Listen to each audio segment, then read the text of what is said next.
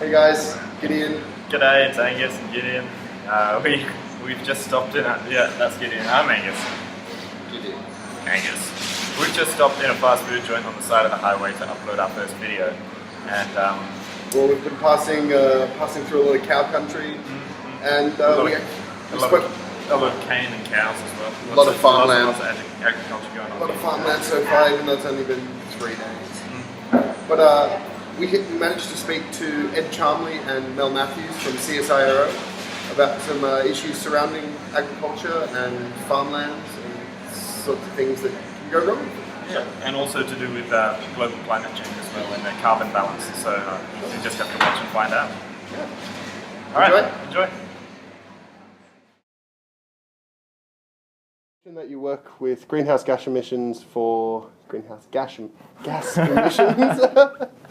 with CSIRO. That's right. And in Northern Australia. So if you could maybe tell us a little bit. I'll talk about it generally. So cattle and sheep produce methane in the rumen, and they belch it out through their mouths. And if you look at total greenhouse gases in Australia, about 10% are coming from these methane emissions. So it's quite a large proportion of the total.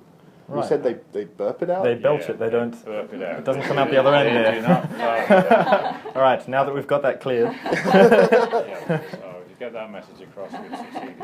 All right, awesome. right. Yeah. So what we're doing is we've got a whole range of research we're conducting here to try and find ways to reduce the amount of methane they produce.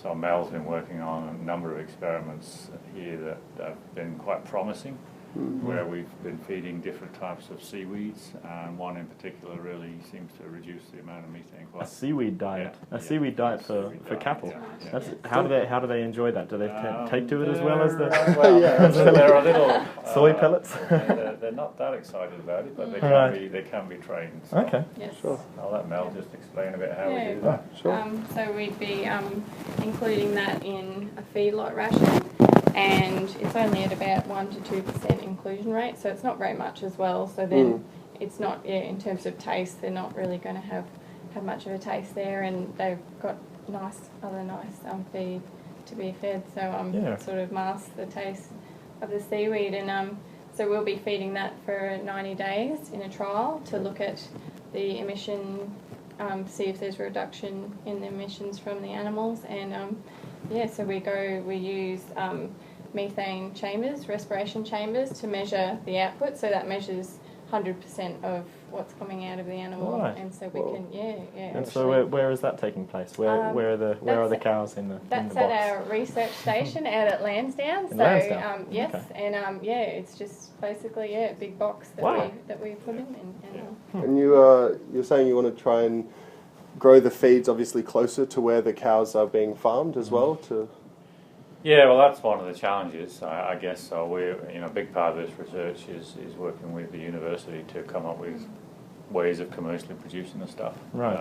Cool. At the moment we're harvesting it off the coast, which is okay for research purposes, but ultimately we'd Yes, like to exactly. make If it more, does end up being very fruitful, the project, and showing that it can that's be right. great, obviously it'll need to be upscaled some way. Yeah. And then how can research like this be applied to areas and towns sort of like around Ayr and Bowen? Well, like anyone that's got beef cattle would, or a cattle or ruminants of any sort, like we're trying to, reduce their, environmental footprint. Consumers are conscious of the environment when they're purchasing, and we want to be able to demonstrate you can buy, ruminant products and have a positive effect or small and negative effect. Have you had much probing in that way to find how farmers might take the changing of their diet? Yeah, well, a lot Of the ruminants diet, sorry. I think for farmers it really is about making money, and they can't farm unless they make money. No, it is a business, it is livelihood.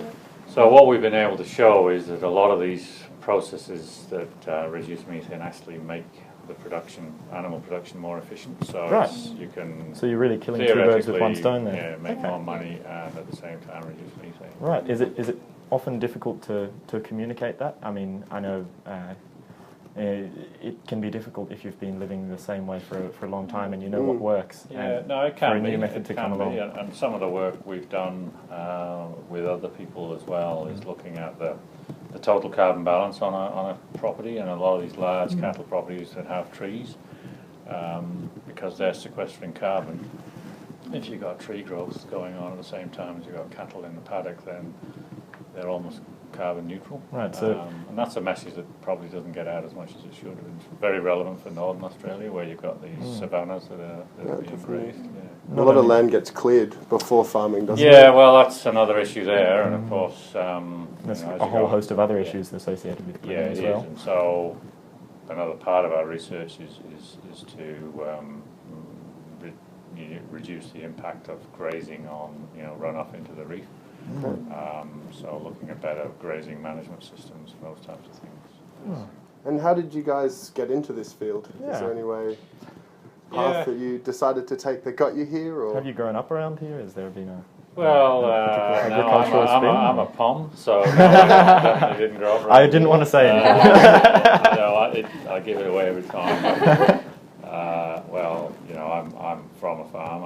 I'm a farmer's son, I Right. guess, and always had an interest in livestock and an interest in sustainability issues. Right, and so the culmination of that really is in Yeah, kind of yeah. in And this I ended up endeavour here itself. more by accidental design, but that's all right. Yeah, Nice. well, we learn best by that method. I Well, think. you Yeah. So I don't come from a farming background at all. I've just always loved animals and working with animals. So I went to university at Gatton, and I sort of, again, I didn't plan, and that was down in Brisbane, so I didn't plan to come up to Townsville, but the job came up, and it was a really good opportunity, and And really how do you enjoyed it. find it up here? Is it Oh, a bit more laid back than Brisbane's It's atmosphere more laid back, from a yeah, professional perspective? Definitely, but everyone's really friendly, and I think Yeah. it's been really good. I've really enjoyed it up here. I imagine so that really does help with the communication of your science, Yes. especially getting into industry and definitely. Yeah, you got to know the people you're working Mm. for.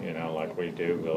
Mel's involved in a big industry expo coming up in Charters Towers next year, and we really have to connect with the producers and the farmers. So we're not seen as some boffins in an ivory tower. exactly, Yeah. yeah. That's right. Yeah. That's exactly It's right. breaking down the barriers. Yes. You're human as well. Yeah, that's right. Yeah, that's right. Everyone has good ideas. Yeah.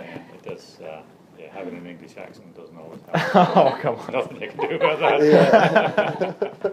Nice. Well, thank you very much. Yes, That's thank you good. so Well, much. good luck, guys. So you'll be having a blog, I suppose. We can find out how you get on. Yeah, for sure.